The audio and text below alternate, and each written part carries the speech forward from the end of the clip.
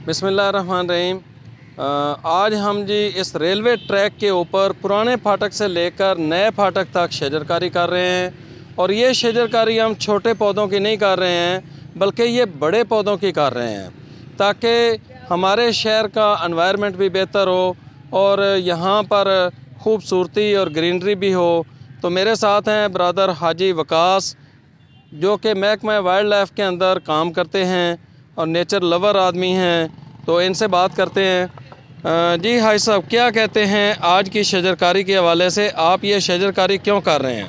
माशाल्लाह जी, बहुत खुशी हुई हमें और बहुत दिल को सुकून हुआ देख के, और इसलिए हम आपके साथ हैं। जितना तावन हम आपके साथ कर सकते हैं उतना कम है, और माशाल्लाह बहुत खुशी हुई हमें आपके साथ ये काम करते हुए, और इसलिए हम आप सब कुछ छोड़ के आपके साथ आए हैं काम करवाने के लिए। और इंशाल्लाह हम आपके साथ हैं और आप हमेशा आपके साथ रहेंगे। बहुत शुक्रिया जी। तो मेरे साथ हैं ब्रदर मोहम्मद मजीद भाई, जो कि गौस नगर आबादी के रहने वाले हैं। ये भी एक नेचर लवर इंसान है। तो मोहम्मद मजीद भाई, क्या कहते हैं आज की शजरकारी के बारे में, और ये दरख्त लगाना क्यों ज़रूरी है हमारे शहर के लिए? जी, बहुत शुक्रिया, आपने मौका दिया सर।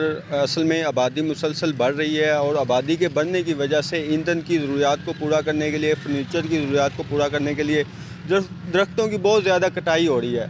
और एक जैसे साइंस में है कि एक शख्स को, एक जो दरख्त है ना, 4 बंदों को ऑक्सीजन मुहैया करता है। तो अब दरख्त कम हो रहे हैं, लोग बढ़ रहे हैं, जिसकी वजह से सांस की बहुत सारी बीमारियां पैदा हो रही हैं दरख्तों के कम होने की वजह से।